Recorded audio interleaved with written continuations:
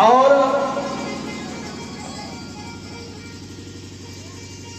वाणी से श्राप हुआ है।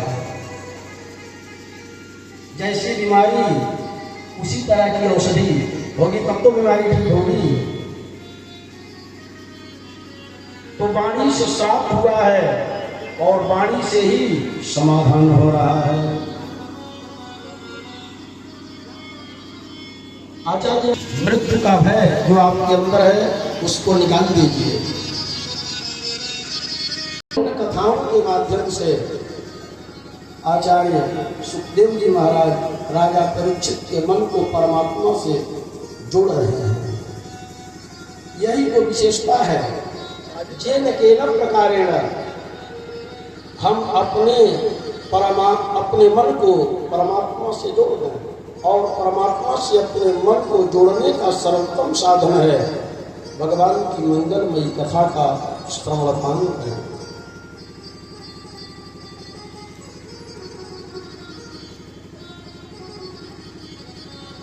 आचार्य जी ने राजा परीक्षित को उत्तानपाद के वंश को सुनाया।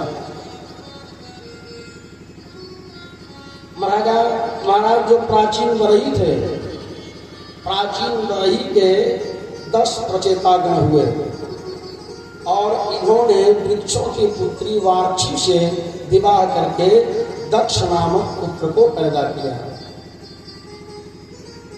और भगवत भजन करने चले गए। अब महाराज प्रियव्रत हैं दूसरे नंबर पे। प्रियव्रत किसे कहते हैं? प्रियव्रत कहते हैं जो सुंदर संकल्प ले अपने जीवन में,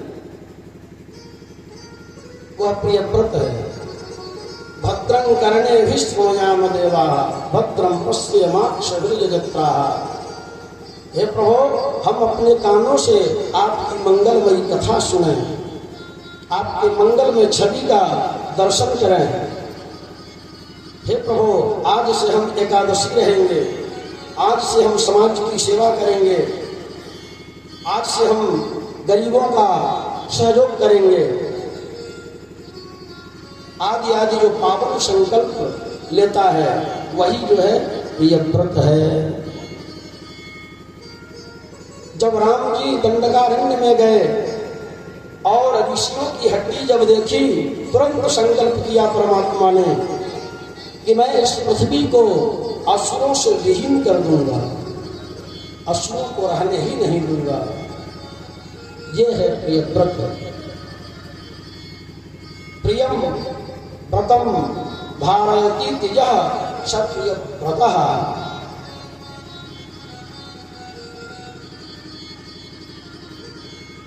जो सुंदर संकल्प है वो प्रियव्रत है। एक व्यक्ति अयोध्या में सरयू स्नान करने गया, तो स्नान करके जब निकला तो पंडा ने कहा कि बच्चा ऐसा है, सरयू में जो स्नान करने आता है वह अपने दुर्गुणों को छोड़ता है। कौन सा दुर्गुण तुम छोड़ रहे हो? शराब पीते हो? हाँ महाराज जी। बीड़ी पीते हो? हाँ महाराज जी। भांग खाते हो? हाँ महाराज जी। तो ये बताओ कौन सा दुर्गुण तुम छोड़ रहे हो?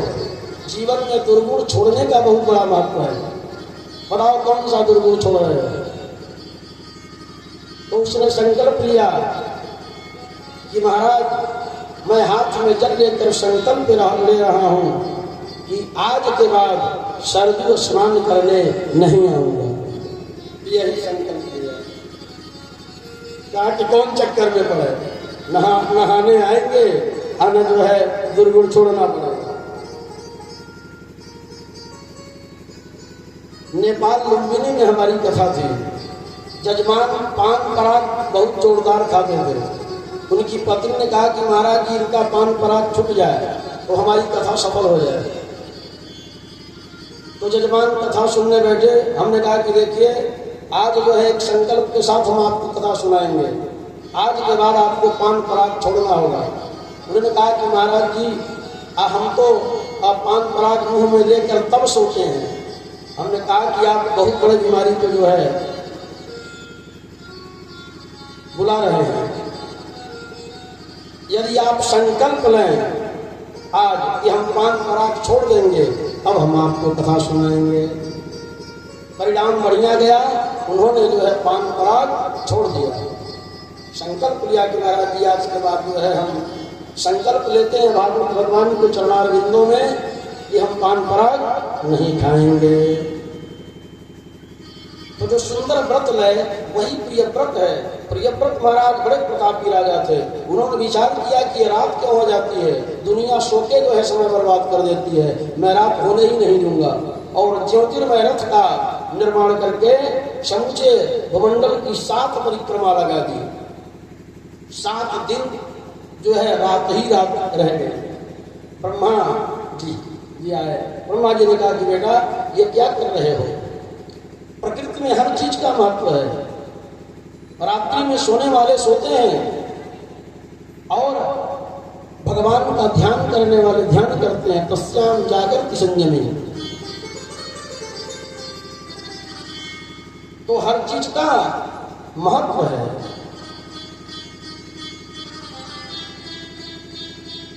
एक नमक का महत्व है। आप भोजन बनाने बैठे, एक दिन दाल में नमक ही नहीं डाले, वो आपने कहा कि नमक तो बहुत खराब है। दूसरे दिन जब आप पहुंचे तो नमक कुछ ज्यादा हो गया, वो आपने कहा कि वास्तव में नमक बहुत खराब चीज है। और तीसरे दिन जब आप बनाने गए तो नमक को आपने खीर में डाल दिया और उसके बाद नमक का डिब्बा उठा के आपने फेंक दिया कि नमक बहुत खराब है। नमक खराब नहीं है, आपको डालने का तरीका नहीं है। कोई चीज बेकार नहीं है। अमंत्रम अक्षरम नास्ति, कोई ऐसा अक्षर नहीं है जो मंत्र नहीं है।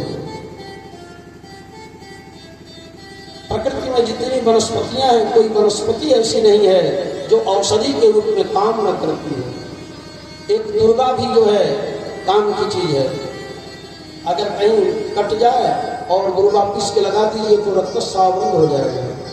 अयोग्य पुरुषो नास्ति, इस संसार में कोई अयोग्य पुरुष नहीं है। सबके अंदर कोई न कोई योग्यता पाई जाती है। जो बहरे होते हैं, बौंक होते हैं, वो भी बड़े बुद्धिमान होते हैं, केवल संकेत से काम कर लेते हैं। योजक तत्र दुर्लभ है, योजक दुर्लभ है, उसके प्रयोजक जो है दुर्लभ है। किस तरह से प्रयोग करना है ये जानकारी नहीं है। प्रकृति मंडल में कोई चीज जो है व्यर्थ नहीं है। और ब्रह्मा जी के कहने पर महाराज प्रियव्रत जो है मान गए और इन्हीं प्रियव्रत के वंश में महाराज आग्निध्र हुए और उनके पुत्र जो है नाभि हुए और उनके पुत्र महाराज ऋषभदेव हुए और ऋषभदेव के जो है 100 पुत्र हुए। बड़े पुत्र का नाम भरत था। एक दिन भगवान ऋषभदेव, चूंकि भगवान के अवतार थे, ऋषभदेव जो है भगवान के अवतार थे। प्रेम से बोलिए ऋषभ भगवान की जय, ऋषभ भगवान की जय। तो ऋषभदेव अपने बच्चों को शिक्षा दिया करते थे। अपने बच्चों को शिक्षा देनी चाहिए। जब महाराज ऋषभदेव बैठते थे सभा में तो प्रतिदिन सायंकाल को बच्चों को शिक्षा देते थे। एक दिन ऋषभदेव ने अपने बच्चों से पूछा कि मेरे प्यारे बच्चों, ये मानव तन मिला है तो मानव तन का उद्देश्य क्या है? मानव तन का उद्देश्य क्या है? बच्चों ने कहा कि पिताजी खाना पीना सोना उठना बैठना यही मानव जीवन का उद्देश्य है। ऋषभदेव ने कहा कि नहीं मेरे प्यारे बच्चों, मानव जीवन का उद्देश्य ये नहीं है। मानव तो भगवान की सबसे बड़ी कृति है, सबसे बड़ी कृति है और अमूल्य मानव तन है। भगवान की अहेतुकी कृपा के फलस्वरूप 84 लाख योनियों में परिभ्रमण करते हुए मानव तन मिला है। ऐसे अमूल्य तन को पा करके अमूल्य परमात्मा, नित्य परमात्मा की प्राप्ति करना चाहिए। नायम देहो देह भाजान नृलोके कष्टान कामान अर्हते विद्भुजांगे तपो दिव्यम पुत्र कायेन सत्वम शुद्धेतु यस्मात् ब्रह्म सौख्यम त्वनन्तम। बेटा ये काम तो पशु ही कर लेते हैं। आहार निद्रा भय मैथुनञ्च सामान्य में तत्वसुभेदराणाम ज्ञानम ही तेषाम् अधिको विशेषो ज्ञानेन हीना पशुभिः समाना। आहार तो पशु भी करते हैं, मानव भी करते हैं। निद्रा पशु भी लेते हैं, मानव भी लेते हैं। भय पशुओं के अंदर भी पाया जाता है, मानव के अंदर भी पाया जाता है। और प्रजनन क्रिया पशुओं में भी पाई जाती है, मानव में भी पाई जाती है। मानव में विशेषता क्या है? धर्मो हि तेषाम् अधिको विशेषो। वो ज्ञानवान प्राणी है, धर्मशील प्राणी है, धर्म की विशेषता है। वह भगवान का भजन कर सकता है और भगवान मानव तन के अलावा और किसी तन में मिलने वाले नहीं हैं, और किसी तन में भगवान मिलने वाले नहीं हैं। अभी किसी को मिले हैं, किसी दूसरे जन्म में परमात्मा की प्राप्ति नहीं हो सकती। भगवान को प्राप्त करना है तो मानव तन से ही भगवान को प्राप्त किया जा सकता है। वल्ली परमात्मा मानव तन में ही मिलते हैं। और मेरे प्यारे बच्चों, मनुष्य तन पा करके परम उद्देश्य है परमात्मा को प्राप्त करना। भगवान ने मानव तन उधार दिया है। उधारी की जब तक चुक्ति नहीं होती तब तक कल्याण नहीं होता। उधार दिया है भगवान ने। अगर कोई व्यक्ति कोई वस्तु उधार देता है तो रिटर्न भी करना पड़ता है। तो उधारी में यह मानव तन मिला है। तो इसलिए हे मेरे प्यारे बच्चों, ऋषभ देव के वचन हैं जो भगवान के अवतार हैं, 8वें तीर्थंकर हैं, जैन धर्म के 8वें भगवान हैं। ऐसे भगवान ने कहा तो ये मानव तन उधार दिया है प्रभु ने। मानव तन पाकर प्रभु को भज लें। हे नाथ जिंदगी को तूने उधार दी है। हे नाथ जिंदगी को तूने उधार दी है। हे नाथ जिंदगी को उस पाप में बना कर, उस पाप में बना कर मैंने बिगाड़ दी है। नाथ जिंदगी को मैं उधार दी है। नाथ जिंदगी को जाओ।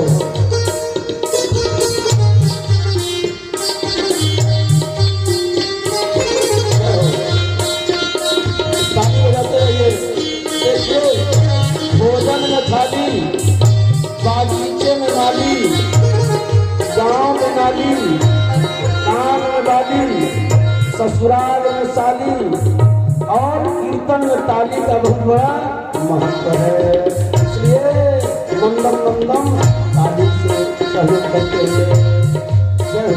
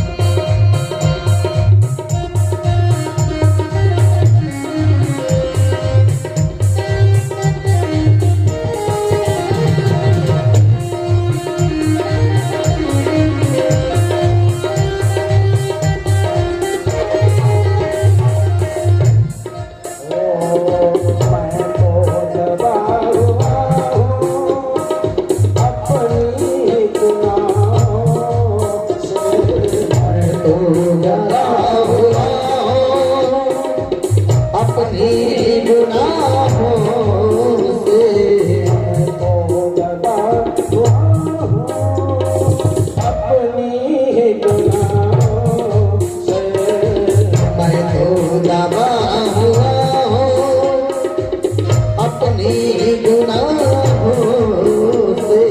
ऐसा मूल्य जीवन, ऐसा मूल्य जीवन मैंने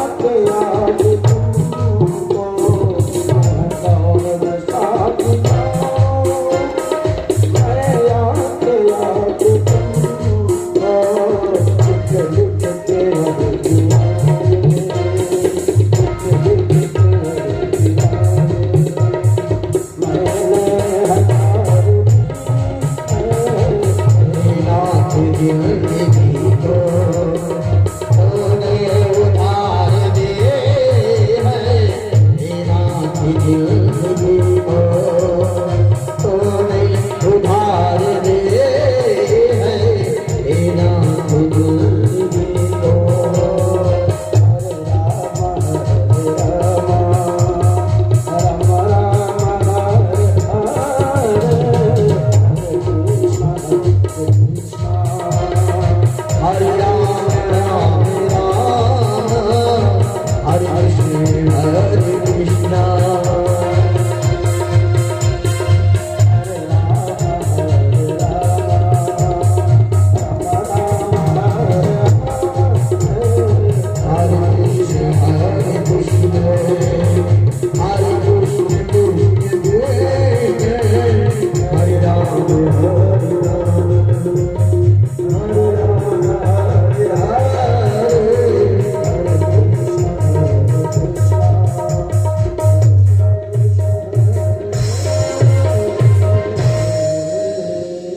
प्रेम श्री राधा रमण भगवान की जय। हाँ तो क्या करें, भगवान उधारी तो दी है। पिताजी मानो तो क्या करना चाहिए? ओ ऋषभ भगवान ने कहा कि मेरे पुत्रों ऐसे कल्याण होगा। महत सेवाम द्वारमाहु विमुक्ते तमोद्वारम योस्थिताम संगी संगम। दो चाबी है, हम दो चाबी दे देते हैं आप लोगों को मेरे प्यारे पुत्रों। इसी से ताला खुलेगा मोक्ष का और नरक का। मानव तन प्राप्त करके अब आपके अंडर में है। उद्धरे आत्मात्मानम नात्मान मौसावे। भगवान कृष्ण ने अर्जुन से कहा कि अर्जुन अपना कल्याण जीव स्वतः कर सकता है और कोई कल्याण करने वाला नहीं है। अपना उद्धार स्वयं करें तो कैसे होगा? महत् सेवा वारमाहु विमुक्त है। पहली कुंजी संतों का संग करें। संतों का संग करेंगे तो भगवंत मिल जाएंगे, सुनिश्चित है। जिसको संत मिले उसे भगवंत मिल जाते हैं। भगवान की कृपा उस जीव के ऊपर हो जाती है।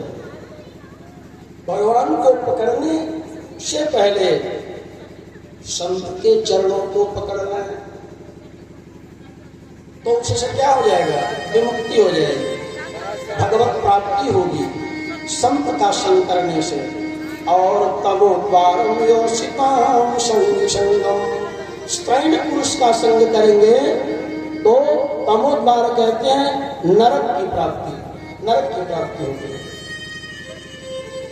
स्त्री संग से खतरनाक स्त्रैण का जो है संग होता है। स्त्रैण के संग आप बैठेंगे तो अनाप शनाप बातें वो करेगा, आपकी बुद्धि भ्रमित हो जाएगी, आपका पथ जो है परिमार्जित नहीं होगा, जीव पथभ्रष्ट हो जाएगा। ये महाराज ऋषभ देव के वचन है। संत संग अपवर्ग कर, अपवर्ग कहते हैं मोक्ष। संत संग अपवर्ग कर, कामी भव कर पंथ, और कामी का संग भाव में जो है डाल देता है। मौकूफ में जीव जो है डूब जाता है। और मेरे प्यारे बच्चों, गृहस्थ को 3 बातों का ध्यान देना चाहिए। पहली बात, अपने घर में मंदिर जरूर बनाओ। ईशान कोण में मंदिर रखें। ईशान कोण में मंदिर रहने से होता क्या है? वास्तुजन्य दोषों का शमन हो जाता है। ईशान कोण में भगवान का मंदिर बनाना है। यहाँ तो अपने लिए सब कमरा बन जाएगा, लेकिन भगवान का जब नंबर आएगा तो उनके लिए जो है जगह ही नहीं रहेगी घर में। अपने साथ साथ भगवान के स्थान को भी घर में चुने। उससे क्या होगा? घर में जो दुष्प्रवृत्तियां हैं वो दूर होंगी। प्रतिदिन पूजन होना चाहिए, प्रतिदिन भगवान की आराधना होनी चाहिए। वास्तु दोष समाप्त होगा, अराजक तत्वों से छुटकारा मिलेगा। दूसरे नंबर में भगवान के ऊपर चढ़ा हुआ पत्र पुष्प गृहस्थों को चाहिए उठा करके एक सुनिश्चित जगह रखें और अंत में जल में प्रवाहित करें। जैसे यहाँ पार्थिव भगवान बनते हैं, उनका विसर्जन, पार्थिव भगवान का विसर्जन प्रतिदिन जो है पीपल वृक्ष के मूल में या जल में करने का विधान है। अगर पत्र पुष्प भगवान के ऊपर चढ़ा हुआ पैर के नीचे आता है तो दोष लगता है, पाप लगता है। तीसरे नंबर में भोजन बनता है घर में तो आप भगवान को भोग जरूर लगाएं। भोग लगाने के बाद वह अन्न जो है परिमार्जित हो जाता है, दोष समाप्त हो जाता है उसका। अन्न को लेकर पाप छुपा रहता है और भगवान को जब निवेदित होता है तो वही निवेदित भोजन करें। निवेदन करने के बाद वो परिमार्जित हो जाता है, विशुद्ध हो जाता है। बड़ा सुंदर उपदेश दिया और अपने सबसे बड़े पुत्र भरत को, जिनके नाम पर भारतवर्ष का नाम जो है, अजनाब खंड का नाम भारतवर्ष पड़ा, और अपने बड़े पुत्र को राजगद्दी दे करके महाराज ऋषभ देव जो है भगवत प्राप्ति के लिए निकल गए और अंत में परम पद को प्राप्त किया। अरहन नाम के राजा ने उनका अनुशीलन किया, वहीं से जैन धर्म का प्राकट्य हो गया। अब इनके जो है बड़े पुत्र जो भरत जी थे, इनके भी 5 पुत्र थे। बड़े पुत्र का नाम सुमत था, सुमत को राजगद्दी देकर ये भी बेचारे जो है उल्हाश्रम नेपाल में जो है गंडकी के पावन तट पर चले गए और तपश्चर्या करने लगे। गंडकी का पावन तट जो शालग्राम भगवान का क्षेत्र है, दामोदर कुंड है, दामोदर कुंड से शालग्राम भगवान निकलते हैं। आज भी एक तुलसी का पत्ता डाल दीजिए दामोदर कुंड में, भगवान शालग्राम आकर चिपक जाएंगे। लेकर के आप आ जाइए। शालग्राम भगवान में आवाहन विसर्जन नहीं होता, वो साक्षात भगवान है। प्रेम से बोलिए शालग्राम भगवान की जय। ये साक्षात आवाहन विसर्जन नहीं होता। नर्मदेश्वर भगवान में आवाहन विसर्जन नहीं होता। सीधे आप जो है पूजा शुरू कर दीजिए। अकाल मृत्यु हरणम सर्वव्याधि विनाशनम विष्णुपादोदकं पीत्वा पुनर्जन्म न विद्यते। अकाल मृत्यु हरणम, अकाल मृत्यु का हरण करने वाला, सर्वव्याधि विनाशनम, सर्वेषां व्याधीनां विनाशनं भवति। चरणोदक पानेन, चरणोदक ग्रहणेन।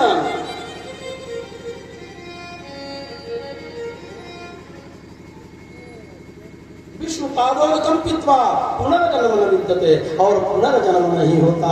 ये महिमा है शालग्राम भगवान की, इसलिए प्रतिदिन अभ्यास में लाना चाहिए। बहुत बड़ी महौषधि है भगवान का चरणामृत। गंडकी में महाराज, गंडकी में स्नान करते हैं, कमर भर जल में जाकर गायत्री मंत्र का जप करते हैं। गायंतम त्रायती गायत्री, सभी देवताओं की गायत्री होती है। कमर भर जल में जप करने से जब वो मंत्र सिद्ध हो जाता है, मंत्र सिद्ध हो जाता है जल में जप करने से। ये महिमा है।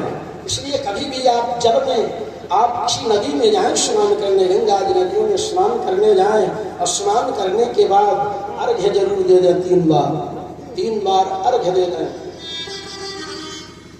और अपने पितरों के निमित्त भी, यदि पितृगण हैं उनके निमित्त भी 3 बार जलांजलि दे दें। देवताओं के लिए और पितरों के लिए, और कम से कम 10 बार गायत्री मंत्र का जप कर लें। आपका स्नान उत्तम होगा, उत्तम फल स्नान का मिलेगा। एक दिन की बड़ी सुंदर घटना है। महाराज भरत जी जो है ये स्नान कर रहे थे गंडकी में, तब तक एक हरिणी, पिपासित हरिणी आई जल पी लेने के लिए, और वह संयोग से गर्भवती थी। सिंह की दहाड़ हुई, भयाक्रांत होकर हरिणी छलांग लगा दिया, और उसका जो बालक था उसका प्रसव हो गया। और प्रसव के अंतर्गत बालक जो है जल में पैदा हो गया। हरिणी बाहर गई और मर गई। सुंदर जो है शावक को देखा, मृग शावक को दया आ गई महाराज भरत जी को। दया धर्म का मूल है, नरक मूल अभिमान। तो दया होनी चाहिए, समस्त जीवों के प्रति जो है दया करनी चाहिए। तो भरत जी ने दया को किया, ठीक किया। यहाँ तक अब उस बच्चे को लाए अपने कुटिया में और पालने लगे।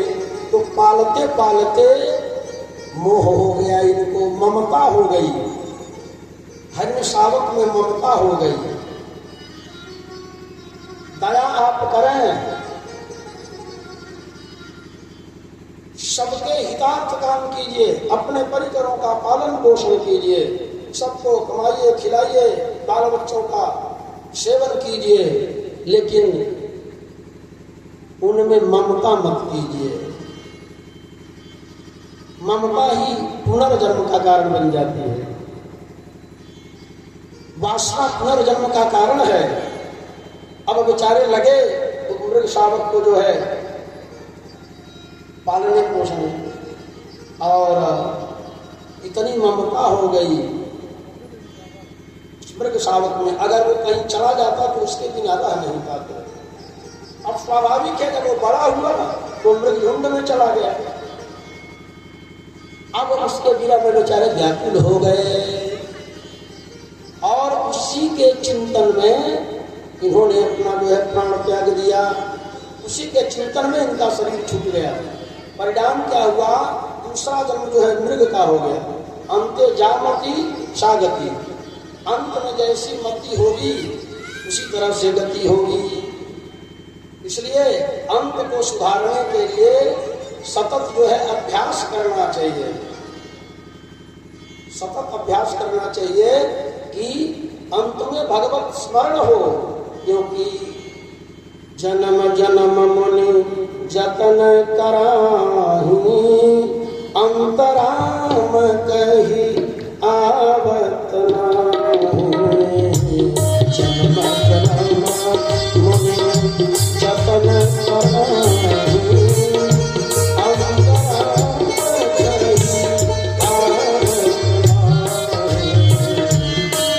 आवत नाही।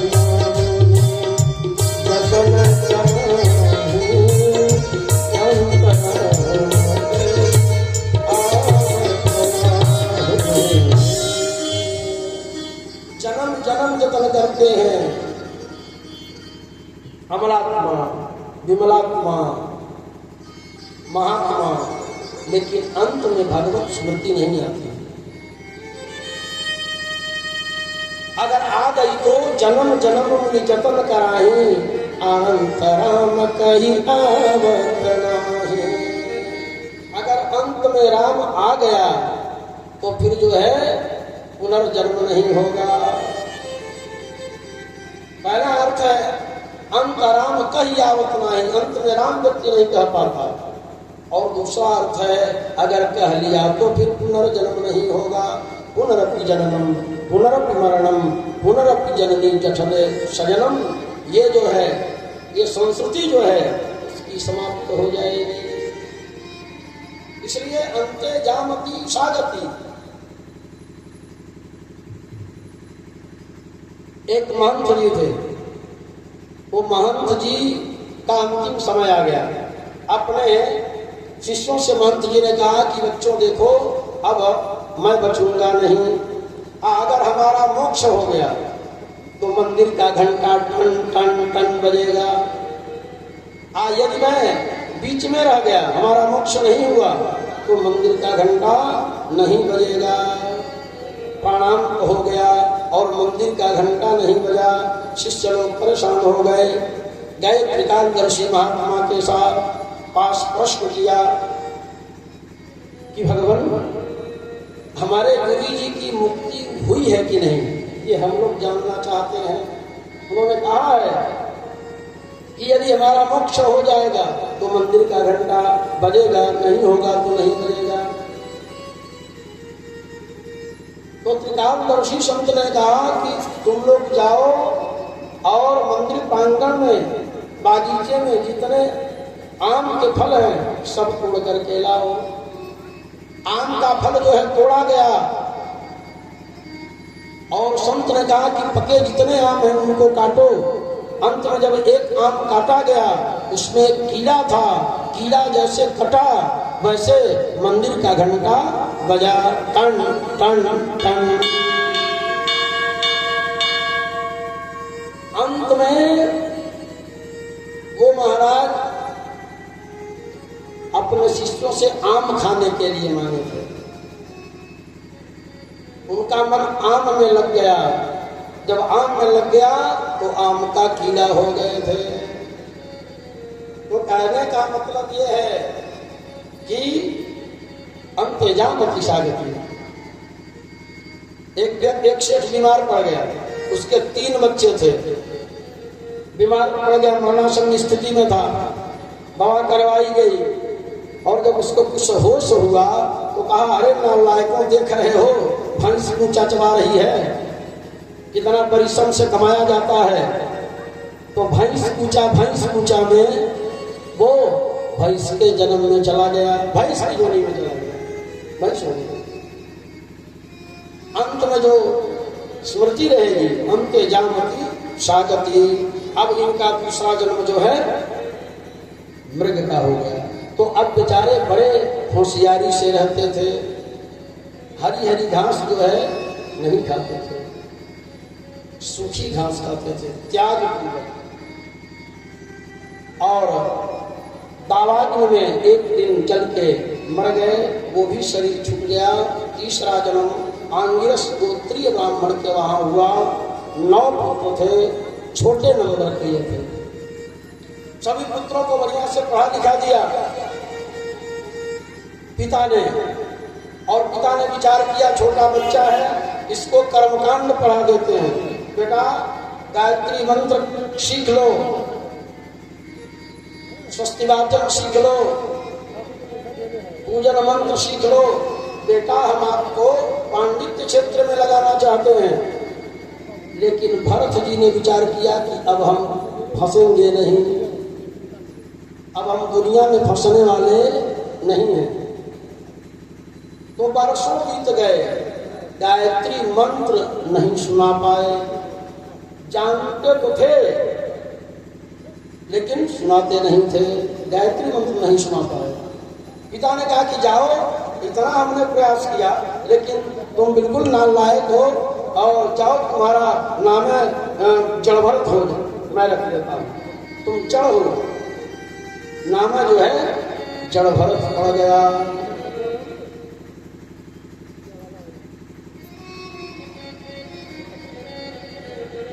ये दुनिया स्वार्थी है।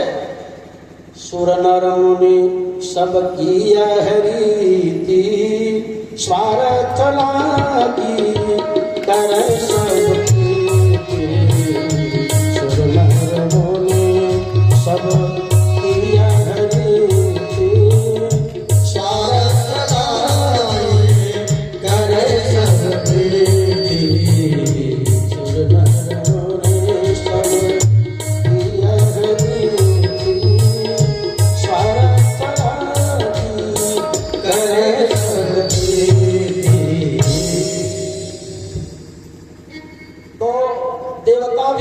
स्वार्थी होते हैं। देवता भी चाहते हैं कि हमारा जजन करे, पूजन करे, तब मैं बदले में इसे प्रदान करूं। अगर हम भगवान की सेवा न करें तो भगवान को क्या पड़ी है हमें देने के लिए? भगवान से प्राप्त करने के लिए भी भगवान की सेवा करनी पड़ती है।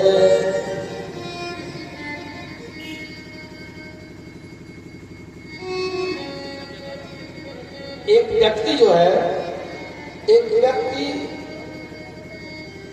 उसके अंदर जो है परमात्मा के प्रति जो है जिज्ञासा जागृत हो गई, और घर छोड़ के जो है भाग गया बाहर। अब घर वाले लगे खोजने की लड़का कहाँ गया, लड़का कहाँ गया। माता पिता परेशान हो गए। बहुत दिनों के बाद 10 वर्ष के बाद पकड़ के उसको लाया गया। एक मंदिर में जाके जो है पूजा करता था, तो महंत जी से जो है अन्य विनय करके उसको लोग लाए पकड़ के, और जब घर लाया गया उसको, वो क्या करता था, सुबह जो है स्नान करने के बाद जो है जप करना शुरू कर देता था। आज भोजन का समय हो जाता तो भोजन कर लेता, भोजन करने के बाद फिर जप करना शुरू कर देता था। घर का कोई काम नहीं करता था, यही उसका काम था। भोजन करना, जप करना, यही उसका काम था। तो घर वालों ने कहा कि भैया जब तुमको जप खाली करना है, घर का कोई काम नहीं करना है, खाना है और जप करना है, तो जाके मंदिर में जप करो, घर में कोई जगह नहीं है तुम्हारे लिए। पुनः भेज दिया गया, उसी मंदिर में चला गया। तो कहने का मतलब ये है, ये दुनिया जो है स्वार्थी है, निकाल दिया गया। जाके खेत रखाओ। अब महाराज जो खेत की रखवाली करने लगे, और एक दिन भीलों का सरदार पुत्र की कामना से जो है माँ भगवती काली को जो है बलि देने की कामना की थी। अब उसके परिकर खोज रहे थे, और मिल गए महाराज जड़भरत जी। इनको ले गए, खूब बढ़िया जो स्नान करवाया, श्रृंगार किया, नरबली देनी थी, श्रृंगार किया, और जो है भीलों का सरदार जो है तलवार उठाया, और जैसे बलि देना चाहा, भद्रकाली की पूजा करके महाराज जड़भरत ने सिर नीचे किया, और जैसे बलि देने के लिए तलवार उठाया, वैसे माँ भगवती जो है भद्रकाली प्रकट हो गई। सासत चाट संग देवी भद्रकाली प्रकट हो गई, और तलवार छीन करके सभी डाकुओं को माँ भगवती ने मृत्यु के घर उतार दिए, सबको मार डाला। और महाराज जड़ भरत का अभिरक्षण कर दिया। जड़ भरत जी का विश्वास है परमात्मा के प्रति, परमात्मा में उनकी लगन है, भगवानमय होकर के रहते हैं, सब कुछ परमात्मा को डाल दिया है। तो जो भगवान के भरोसे रहता है उसका अभिरक्षण परमात्मा करते हैं। वस्तुतः में पूर्ण विश्वास होना चाहिए परमात्मा के प्रति, पूर्ण विश्वास, संबंध और समर्पण है तो सदैव परमात्मा हमारा जो है अभिरक्षण करते हैं।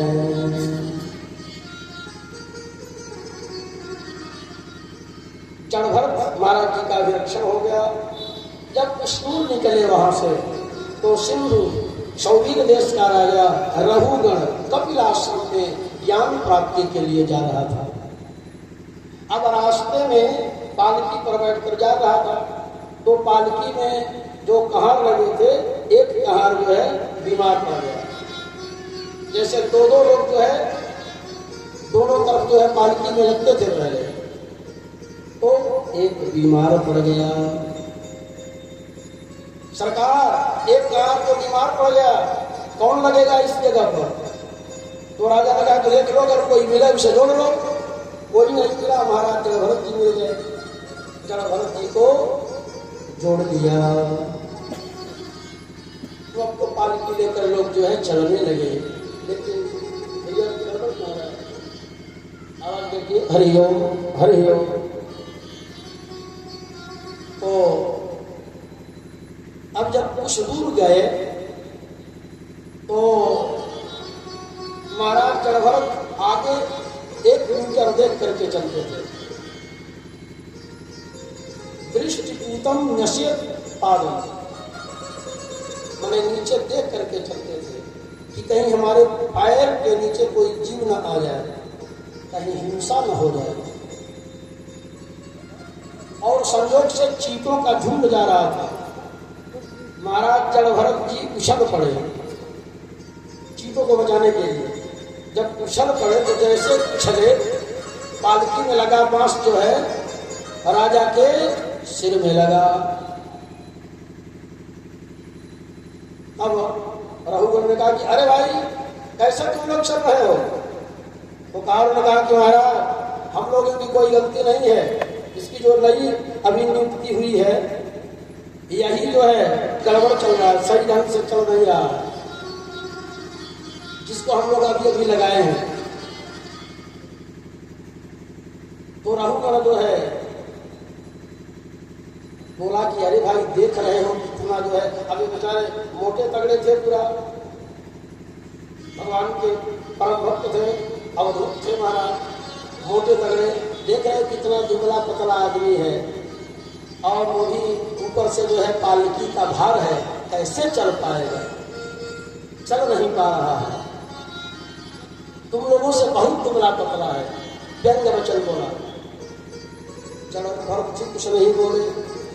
और कुछ दूर जब गए तो फिर चीजों का झुंड मिला, फिर उछल पड़े, फिर बांस जो है उसके सिर में लगा। तब रघुगण जो है क्रोधित हुआ और कहा कि तुम्हें पालकी होने का डर नहीं है, अभी जमराज जो दंड देते हैं पापियों को, वही दंड मैं तुम्हें प्रदान करूंगा, ये जान लो, नहीं तो ठीक से चलो। जड़ भरत ने विचार किया। आज तक जड़ भरत जी जो है कुछ बोले नहीं थे, कुछ बोले नहीं थे।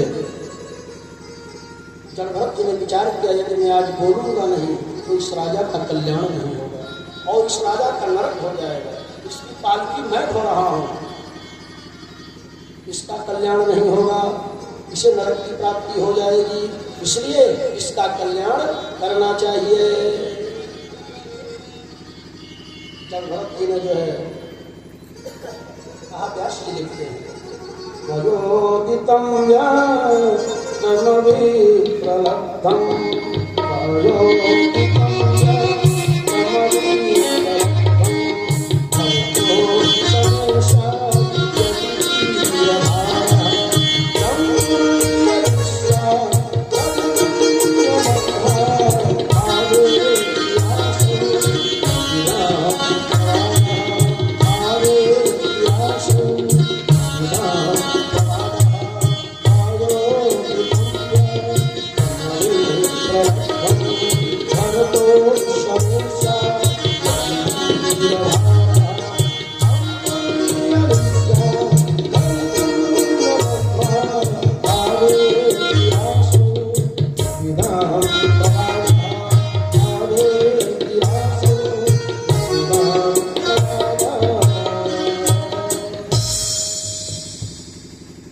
अरे राजन, दुबला होना, पतला होना, मोटा होना, ये जो है शरीर का धर्म है, ये आत्मा का धर्म नहीं है। मैं तो चिन्मयी आत्मा हूं। ये शरीर का धर्म है, ये आत्मा का धर्म जो है नहीं है। और दुख तो शरीर को होता है राजन। ये पालकी का भार हमारे शरीर पर है, आत्मा पर इसका कोई प्रभाव नहीं है। आध्यात्मिक बात बोला जड़भरत जी ने, इसका जो है शरीर पर भार का प्रभाव, शरीर पर भार तो शरीर पर है, आत्मा पर नहीं है राजन। अब तो रघुगण जो है समझ गया कि कोई पहुंचे हुए महात्मा हैं, तुरंत पालकी से कूद पड़ा, कूद गया और हाथ जोड़ दिया। कस्पम निगूढ़श्चर सिद्धिजाना विभर्ष्य सूत्रम कतमो मधुकः। अरे महाराज, आप छुपे रुस्तम हैं, कौन है आप? छुपे रूप में जो है आप घूम रहे हैं, कृपा करके बताइए। अवधूत रूप में आप कौन हैं? और हे महाराज, मैं जो है बहुत डरता हूँ, आपसे मैं इस समय भयाक्रांत हूँ। क्यों? क्योंकि आप ब्राह्मण हैं। मोटा बोला जन्म धारण किए थे महाराज जड़भरत जी। किससे डरते हो आप?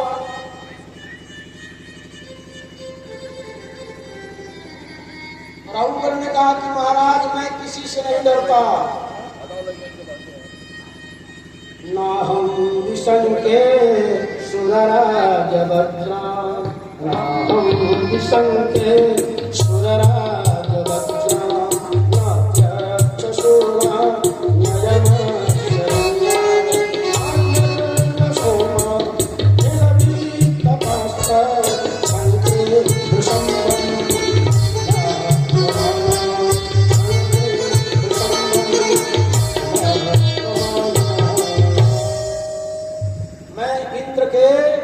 वज्र से भी नहीं डरता, ना हम विशंके सुरराज वज्राम। महाराज मेरा नाम रघुगण है, मैं इंद्र के वज्र से भी नहीं डरता, और भगवान शंकर के कृष्ण से भी नहीं डरता। जमराज के दंड से हमें भय नहीं है, न अग्नि से, न चंद्रमा से। प्रकृति मंडल में मैं किसी से डरता हूँ, मैं निर्भय राजा हूँ, लेकिन डरता किससे हूँ? केवल ब्राह्मण से, कि ब्राह्मण का हमारा कहीं अपमान न हो जाए। इंद्र कुलिश सम शूल विशाला, अकाल दंड हरि चक्र कराला। जो इन कर मारा नहीं मरई, विप्रद्रोह का वक सो जरई। तो महाराज मैं ब्राह्मण से डरता हूँ। अरे बेटा, मैं खतरनाक ब्राह्मण नहीं हूं, मैं दयावान ब्राह्मण हूं, दया समदम विशिष्ट ब्राह्मण हूं।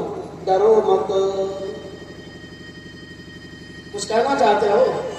हाँ गुरु जी, अभी आपने कहा कि पतला होना, मोटा होना, ये सब जो है शरीर का धर्म है, आत्मा का धर्म नहीं है। और आपने कहा कि आत्मा पर इसका कोई प्रभाव नहीं पड़ता, आत्मा अंदर ही है शरीर के। तो हमारे समझ में बात नहीं आ रही है कि प्रभाव क्यों आत्मा पर नहीं पड़ता। लोग कहते हैं कि हमारे आत्मा को कष्ट मत दीजिए, हमारे आत्मा को कष्ट मत दीजिए।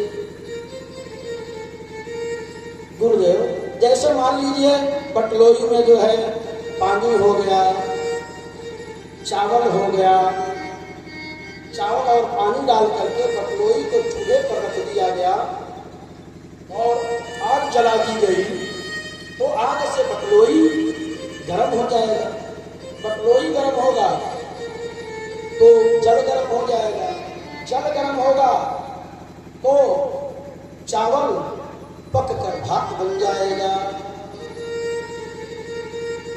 स्थाल्यग्नितापा पयसोभितापा तत्तापतस्तं रुणगर्भरन्ध्रे देहेन्द्रियस्वा शयशन्निकरसा तत्संसृते पुरुषस्यानुरोधा।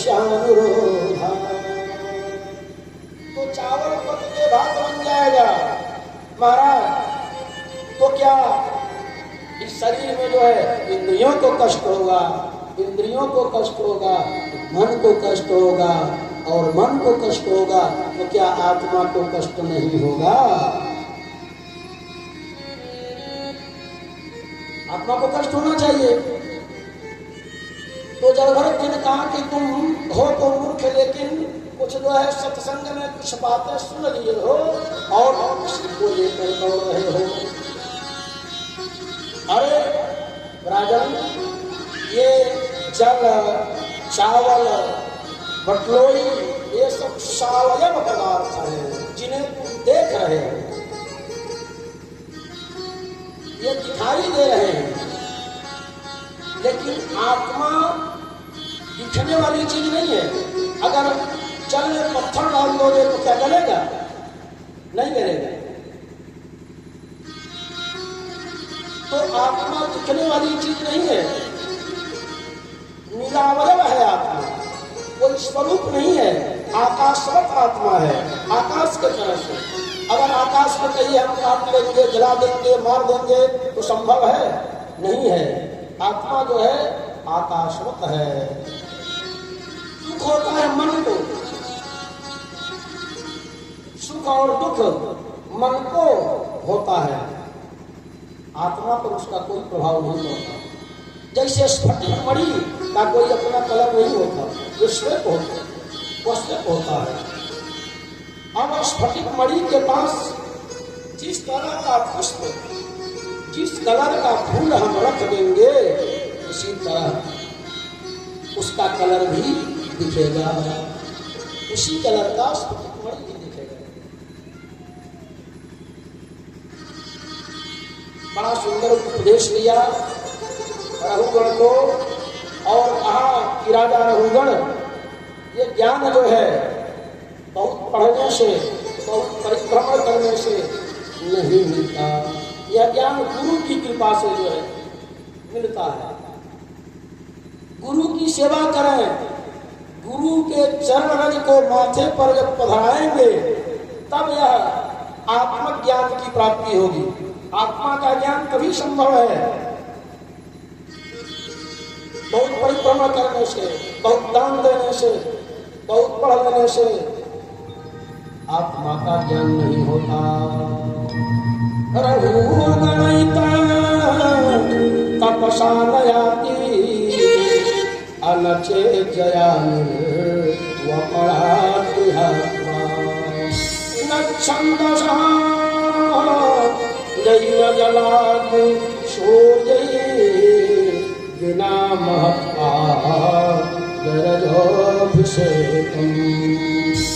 बिना सत्पुरुषों के चरणों का जो रज है उसका अभिषेक करोगे तब जाकर के सदगुरु की कृपा होगी, तब जो है आत्मज्ञान होगा। गुरु की बहुत बड़ी महिमा है। इसलिए कहिए गुरुर् ब्रह्मा गुरुर् विष्णु गुरुदेव महेश्वरा गुरु साक्षात् ब्रह्म तस्मै श्री गुरुवे नमः। सारे तीर्थ धाम आपके चरणों में, हे गुरुदेव प्रणाम आपके चरणों में, सारे तीर्थ धाम आपके चरणों में, हे गुरुदेव प्रणाम आपके चरणों में, सारे तीर्थ धाम आपके चरणों में, हे गुरुदेव प्रणाम आपके चरणों में।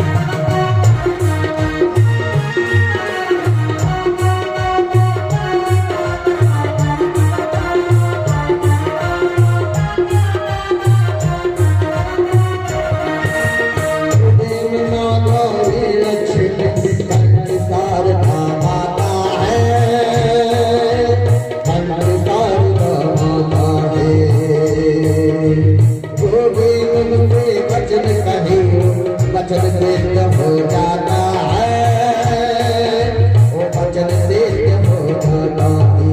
हे गुरु ब्रह्मा हे गुरु विष्णु, हे गुरु ब्रह्मा हे गुरु विष्णु, हे शंकर भगवान आपके चरणों में,